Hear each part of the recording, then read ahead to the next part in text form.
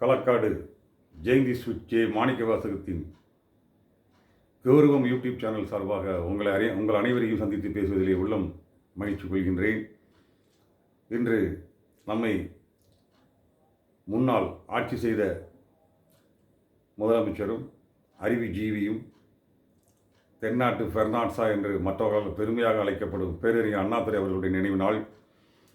இந்த நினைவு நாளிலே, இந்த கௌரவமான நாளிலே நான் ஏற்றுக்கொண்ட அனைத்து இந்திய அண்ணா திராவிட முன்னேற்ற கழகத்தின் அம்மா பேரவை களக்காடு நகரச் செயலாளர் என்ற முறையிலே பேரறிஞர் அண்ணா அவர்களுடைய சிலைக்கு மரியாதை செலுத்தி அஞ்சலி செலுத்தி உங்களுடைய ஞானம், உங்களுடைய அறிவு, உங்களுடைய சுயமரியாதை, உங்களுடைய மூடநம்பிக்கையற்ற ஞானம் வேண்டும் என்று கேட்டுக்கொண்டு அவர்களை பற்றி ஒரு பதிவை நான் பதிவிடலாம் என்று தமிழ்நாட்டினுடைய கௌரவம், நமக்கு கௌரவத்தை அன்றைக்கு ஆங்கிலேயரிடம் அடிமைப்பட்டு கிடந்ததை விட தமிழர்களால் அடிமைப்பட்டு மிக மோசமாக நடத்தப்பட்ட ஒரு காலம்.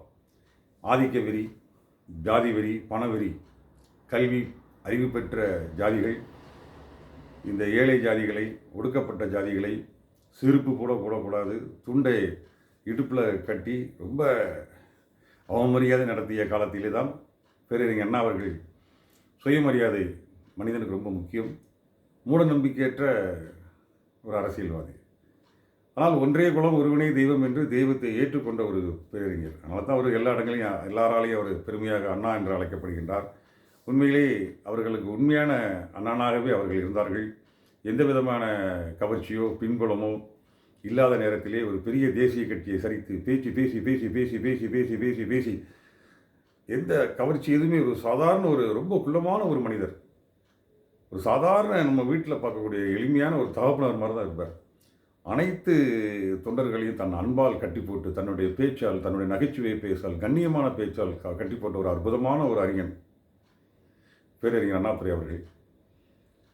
அவர்கள் ஒரு மீட்டிங்கில் பேசும்போது கூட எல்லாம் உங்களுக்கு தெரியும், பிகாஸ் ஆஃப் அதெல்லாம் நீங்கள் தெரிஞ்சிருப்பீங்க. 100 வேர்ட்ஸ் ஏபிசிடி இல்லாமலே 1 2 3 ஸ்டாப், அதெல்லாம் உங்களுக்கு தெரியும்.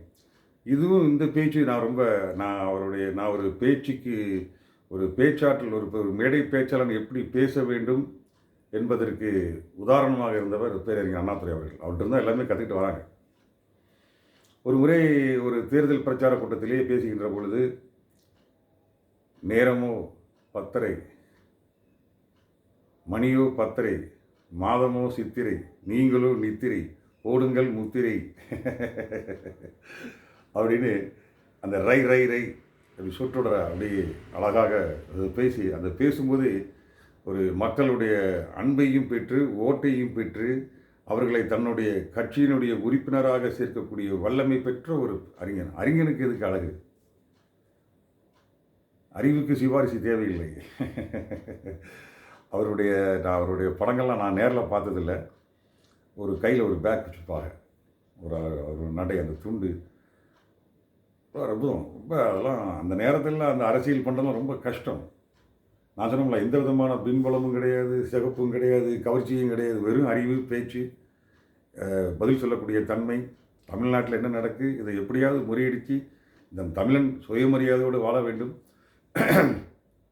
தொடர்பு மொழியாக ஆங்கிலம் படிக்க வேண்டும், ஹிந்தியை பற்றி பேசும்போது ரொம்ப அழகாக சொல்லி பதில் கொடுத்துக்கிறாரு. அது ஒரு 3 மாதத்தில் இந்த ஹிந்தியை படிச்சிடலாங்க அப்படின்னு சொல்கிறான். அதுக்கு மேலே படிக்கிறது என்ன இருக்குது?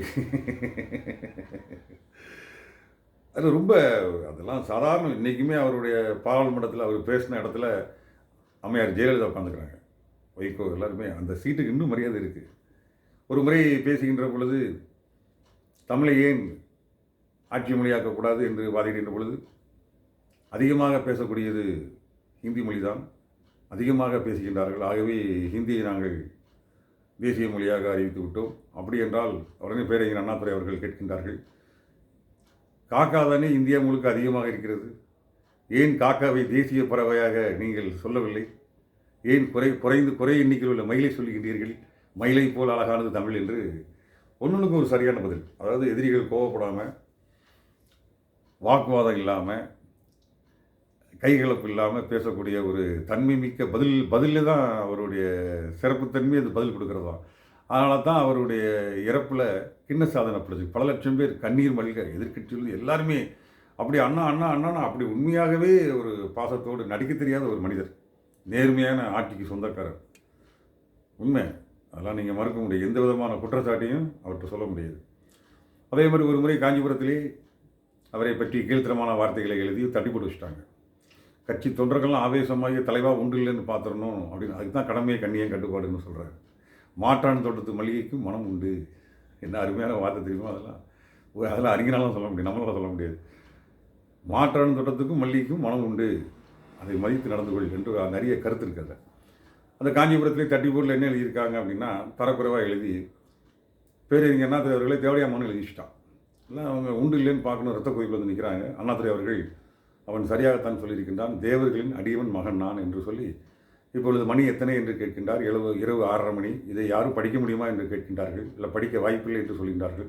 அப்படியெல்லாம் நீங்கள் ஒன்று செய்யுங்கள் என்று கட்சி தொண்டர்களை கூப்பிட்டு நீங்கள் உடனடியாக அந்த தட்டிப்போடு பக்கத்திலே ஒரு பெட்ரூம் பாக்ஸ் லைட்டை கொண்டு வையுங்கள்.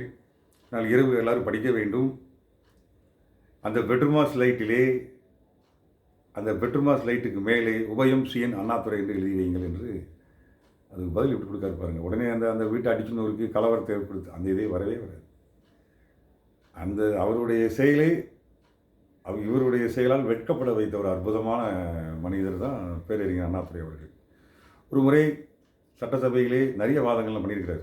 அது நம்ம சொல்லிக்கிட்டே போகலாம். இந்த காலத்தின் நேரம் கருதி நான் சுருக்கமாக பேசுகிறேன். அந்த பேருந்திலே திருக்குறள் எழுதி வைத்திருக்கின்றார்கள். யாகாவாறு நாகாக்க சோகாப்பார் சொல்லி இழுக்கப்பட்டு என்று அதில் எழுதியிருக்கு. இது கிண்டலாக சட்டமன்றத்திலே கேள்வி எழுப்புகின்றார்கள். இது இந்த குரல் அந்த பேருந்து இயக்குகின்ற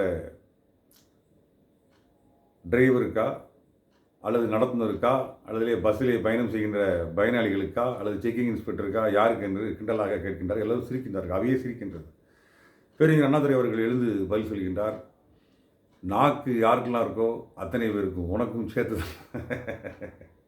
அப்படி என்று மிக பிரம்மாண்டமான பதில்களை கொடுத்த ஒரு அற்புதமான ஒரு மனிதர். நான் சொன்ன மாதிரி பிள்ளையாரையும் உடைக்க மாட்டேன், பிள்ளையாருக்கு தேங்காயும் உடைக்க மாட்டேன், ஒன்றே குலம் ஒருவனே தெய்வம்னு அவர் தெளிவாக சொல்லிட்டு போயிட்டார். எந்த விதமான மூட நம்பிக்கையும் எதுவுமே கிடையாது. மிக அற்புதமான அரசியல். அந்த நேரத்தில் அரசியல் பண்ணது ரொம்ப கஷ்டம், ரொம்ப கஷ்டம். நான் சொன்னோம்ல, எல்லாருமே அடிமைப்பட்டு இருந்த காலம். அதுலேயும் தேசிய கட்சி ஆதிக்கம் பண்ணிக்கிட்டு இருக்குது. கூட்டணி வியூகத்தை அமைச்சு யாரெல்லாம் சந்திக்கிறோமோ அவங்களெல்லாம் ராஜாஜி இப்போ மூதறிஞரோடைய தொடர்பு கொண்டு அதெல்லாம் ஒரு அறிவுபூர்வமான வேலை. இதெல்லாம் தெரிஞ்சு தான் அந்த அப்படிப்பட்ட பேரறிஞர் அண்ணாதுரை அவர்களை நான் சார்ந்திருக்கும் அனைத்து இந்திய அண்ணா திராவிட முன்னேற்ற நிறுவனர், புரட்சி தலைவர், எங்கள் வீட்டு பிள்ளை, பொன்மனச் செம்மல், மக்கள் திலகம் அவர்களை பார்த்து இதயக்கனி என்று செல்லமாக அழைக்கப்பட்ட அந்த வார்த்தையை பாருங்கள். இதயக்கனி. இதெல்லாம் நம்மளாலாம் சொல்ல முடியாது. இதயக்கனினா ஒரு கனி என்பது ஒரு நிலத்திலே ஒரு விதை அல்லது மலை பிரதேசங்களில் ஏதாவது ஒரு விதை, ஒரு வேர் இல்லாமல் ஒரு கனி முளைக்காது. ஆனால் இதயத்திலே அந்த கனி முளைக்கின்றது சொன்னால் அது புரட்சி தலைவர் எம்ஜிஆர் தான். அந்த கனி அவ்வளவு சுவையானது, அவ்வளவு அழகானது, கண்கள் சாப்பிடுகின்ற அழகு பெற்றது. ஒரு வெகுஜன பிரியன், உன் முகத்தை காட்டு, லட்சக்கணக்கான ஓட்டுகள் என்று தீர்மானித்து கண்டுபிடித்தவர் தான் எங்களுடைய தலைவர், புரட்சி தலைவர், பொன்மனச் செம்மல் டாக்டர் எம்ஜிஆர் அவர்கள். இதய கனி அப்படின்னு அந்த கனி எங்கு விழுமோ என்று எல்லோரும் எதிர்பார்த்து கொண்டிருக்கின்றார்கள். என் மடியில் விழுந்தது, நான் பிடித்து வைத்துக் கொண்டேன் என்று இதயக்கனி என்று பாராட்டப்பட்டவர் தான். அது மாதிரி யார்கிட்ட என்னென்ன திறமை இருக்குது, என்னெல்லாம் எப்படிலாம் அவங்களெல்லாம் அதை எந்த விதமான பைசாவும் எந்த விதமான பதவி எதுவுமே கொடுக்காம தன்னுடைய வார்த்தைகளால் பேசி பேசி பேசி பேசி பேசி பேசி ஆட்சியை பிடித்த ஒரு அற்புதமான ஒரு தலைவர் பேரறிஞர் அண்ணா அவர்கள். அண்ணாவை பற்றி நிறைய குறிப்புகள் இருக்குது. எல்லாம் உங்களுக்கு தெரிஞ்சது தான் நானும் சொல்கிறேன். அதனால் இன்றைக்குள்ள இளைய தலைமுறைகள் நீங்கள் புத்தகம் எடுத்து படிப்பதில்லை, இந்த மாதிரி யூடியூப்பில் தான் நீங்கள் அதை பார்க்குறீங்க. நிறைய பதில் கொடுத்துக்கிறார். அவருடைய பாராளுமன்றத்திலே அவருடைய இருக்கையிலே அதுக்கு ஒரு மரியாதை, சீட்டுக்கு ஒரு மரியாதை இருக்குது. அதான் கௌரவம். உங்களுக்கு தெரியும், அவருடைய இறப்பில் லட்சக்கணக்கான மக்கள் கிண்ண சாதனை. அவ்வளோ அன்பு உள்ளோம். தம்பினா தம்பி தான், நடிப்பே கிடையாது. ஒரு முறை நிறைய வாக்குவாதங்கள்லாம் நடந்து கொண்டே இருக்கின்றது. ஒரு முறை போப்பாண்டவர் அவர்களை சந்திக்கின்றார்கள். சந்திக்கின்ற பொழுது நீங்கள் எனக்கு ஒரு உதவி செய்ய வேண்டும் என்று கேட்கின்றார்கள். என்ன உதவி என்று போப்பாண்டவர் கேட்கின்றார்கள். ஒரு சிறைச்சாலையிலே மிகப்பெரிய ஒரு புரட்சியாளன், ஒரு 15 வருடங்களாக துன்பப்பட்டிருக்கின்றான், அவனை விடுதலை செய்ய வேண்டும் என்று கேட்கின்றார். இது யாரும் எதிர்பார்த்திருக்க மாட்டாங்க. அதுதான் அண்ணாதுரை அவர்கள். அந்த அறிவுக்குத்தான் தெரியும் ஒவ்வொருவனுடைய கொடுமை என்ன, கஷ்டம் என்ன, வேதனை என்ன, அதை தீர்ப்பதற்கு வழி என்ன, அதற்கு என்ன தேவை, அதற்கு பதவி தேவை, அதிகாரம் தேவை, அந்த பதவிக்கு அதிகாரம் வர என்ன செய்ய வேண்டும்.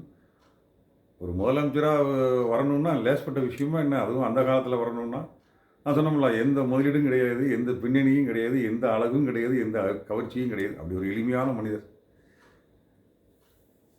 ஒரு முறை பாராளுமன்றத்திலே தமிழை பற்றி, தமிழ் மொழியில் உண்மையிலே அக்கறை கொண்டவர், ஆனால் தொடர்பு மொழியாக ஆங்கிலத்தை ஏற்றுக்கொண்டார். ஹிந்தியை பற்றி அவரிடம் கேட்கின்ற பொழுது, ஹிந்தியை 3 மாதத்தில் படிச்சிடலாம் அப்படின்னு அவங்க சொல்கிறாங்க. 3 மாதத்துக்கு மேலே படிக்கிறதுக்கால என்ன இருக்குது அப்படின்னு தெளிவாக ஒரு பதிலை சொல்லி வெட்கப்பட வைத்தவர். பாராளுமன்றத்தில் நிறைய பேசுகிறார். அவருடைய பேச்சுக்கு இன்னும் ஒரு மரியாதை இருக்குது. ஒரு முறை பேசி கொண்டிருக்கின்ற பொழுது, அதிகம் பேசக்கூடிய மொழி ஹிந்தி, நாங்கள் அதனால் தான் ஹிந்தியை நாங்கள் தேசிய மொழியாக அறிவித்திருக்கின்றோம், பிராந்திய மொழிகளாக மற்றவர்களை சொல்லிக்கின்றோம் என்று பதில் கொடுக்கின்ற பொழுது, பேரறிஞர் அண்ணாதுரை அவர்கள் எழுந்து, அது சரி,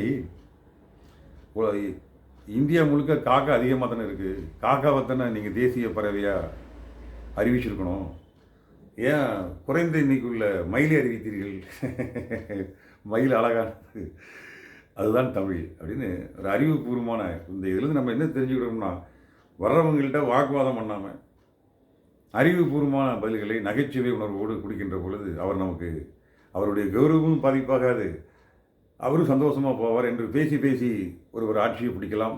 நாலாம் பேச்சாற்றலுக்கு வருவதற்கு காரணம் வந்ததே பேரறிஞர் அண்ணாதுரை அவர்கள் தான். அவருடைய குரல் அப்படி ஒரு கம்பீரம், ரொம்ப எளிமையாக, எந்த விதமான குறிப்பு எதுவுமே இருக்காது, ஞானம் அப்படியே வந்துக்கிட்டே இருக்கும் அவருடைய சொல். நீங்கள் அதெல்லாம் போய் கேளுங்க. ஒரு முறை நேரு அவர்கள் தமிழ்நாட்டுக்கு வருகின்றார்கள். அது அப்போது அந்த புஸ்தகம் பொருளாதாரத்தில் ரொம்ப புகழ்பெற்ற ஒரு புஸ்தகம். நேருவும் ஒரு புத்தக பிரியர், சிறைச்சாலையில் நிறைய புத்தகங்கள் எழுதிக்கிறார். வந்த உடனே அந்த புத்தகத்தை கிடைக்குமா என்று கன்னிமரா லைப்ரரியில் போய் தேடுறாங்க. அங்கே இருந்திருக்கு, ஆனால் அந்த புத்தகத்தை ஒருவர் எடுத்து சென்று விட்டார். ஒரே ஒருவர் தான். அது யார் என்று பார்த்தால் சி.என். அண்ணாதுரை அவர்கள். நேரு படிக்க விரும்பிய புத்தகத்தை பேரறிஞர் அண்ணாதுரை அவர்கள் அந்த புத்தகத்தை எடுத்து சென்று படிக்கின்றார். கடைசி நேரம், மரணம் நெருங்குகின்றது, டாக்டர் ஆப்ரேஷன் இன்றைக்கு வைக்க வேண்டும் என்று சொல்கின்றார். அப்பொழுது பேரறிஞர் அண்ணாதுரை, உண்மையிலே அவரை நான் நினைக்கும் போது எனக்கு கண்ணீர் வந்துச்சு.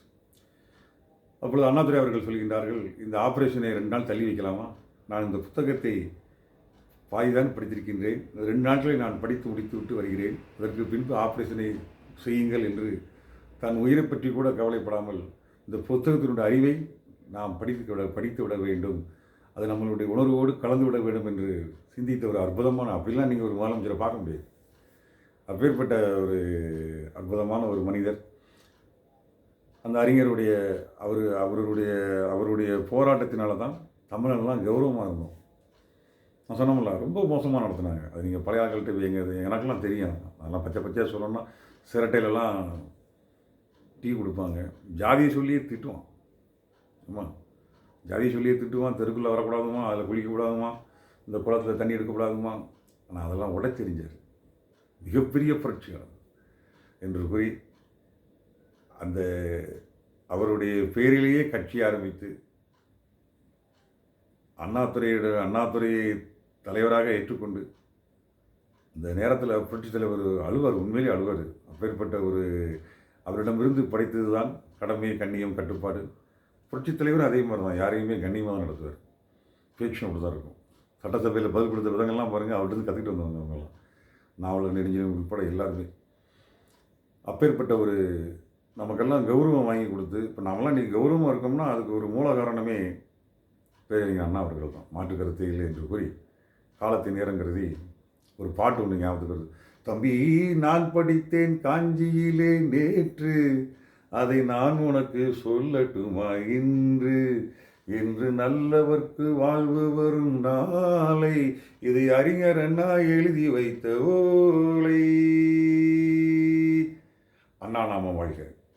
இன்றைக்கி எல்லா இடங்களையும் அவரை பார்த்தீங்களா, இறந்த பின்பும் அவருக்கு எவ்வளவு மாலை மரியாதை எவ்வளவு கொடுக்குறாங்க பார்த்தீங்களா, அதுதான் ஏன் கௌரவம். நாமெல்லாம் இறந்தால் அடுத்த நாள் கொண்டாடுறதுக்கு ஆளே இருக்காது. நம்ம வாழலை, அப்படி மொழிக்காகவும் வாழலை, ஊருக்காகவும் வாழலை. மொழி அடிமைப்பட்டு கிடைக்கின்றதே, தமிழர்கள் இப்படி கைகட்டி நிற்கின்றார்களே என்பதையெல்லாம் உணர்ந்து அவர் இறந்த பின்பும் இன்றைக்கி எல்லா ஊர்களையும் தமிழ்நாடு முழுக்க சிலை அதிகமாக இருக்குதே பேரறிஞர் அண்ணாக்கு தரும். அதுக்கு தான் அந்த கௌரவம்னா இதுதான் கௌரவம். இறந்த பின்பும் ஒரு மனிதன் கௌரவிக்கப்பட வேண்டும் என்று சொன்னால் அதற்கு பேரறிஞர் அண்ணா அவர்கள் மிகப்பெரிய உதாரணம். வருகின்ற ஆட்சி கௌரவமான ஆட்சி அமைய நிச்சயமாக அமையும் என்று கூறி விடைபெறுகிறேன். என்னுடைய சேனலை சப்ஸ்கிரைப் பண்ணுங்கள். என்றும் உங்களுக்காக நல்ல வார்த்தைகளை தேடித்தரும் தமிழ் நெஞ்சன் ஜே. மாணிக்க வாசகர்.